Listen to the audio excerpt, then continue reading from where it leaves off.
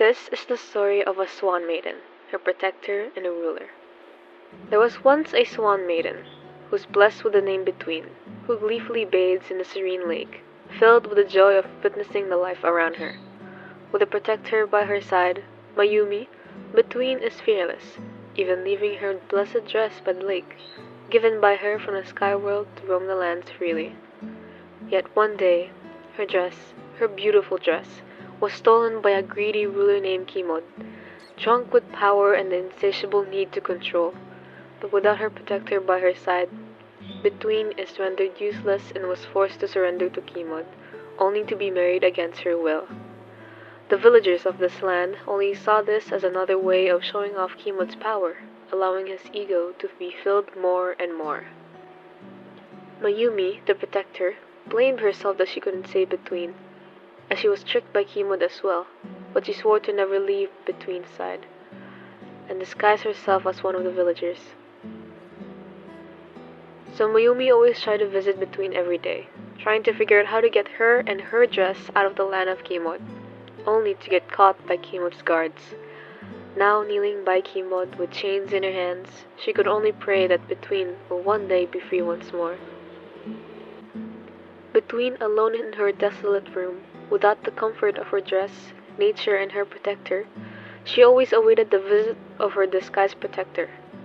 But then one day, she saw Mayumi getting dragged off. She almost fell into despair, as Kimod's ruthless and unforgiving acts against her were too much. But the fear for her and Mayumi's safety only grew. She is reminded of the kind acts that her protector did. So, Between rises from her room, grabs for the blade that Mayumi has left behind, and searches for Kimod, marching with a sense of justice. Kimod rests upon his throne, restless.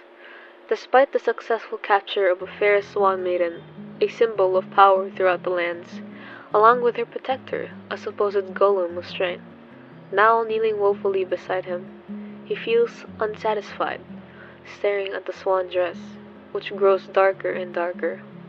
He needs to do something, get the satisfaction back. Yet Kimod isn't blind to the approach of Between, as he rises from his throne and throws away the dress. Mayumi tries to yell, but something blocks her face. He walks up to Between and places his hand under her chin, as Between quietly reciprocates the act, until a blade goes through his heart. He drops to the floor, staining the carpet red.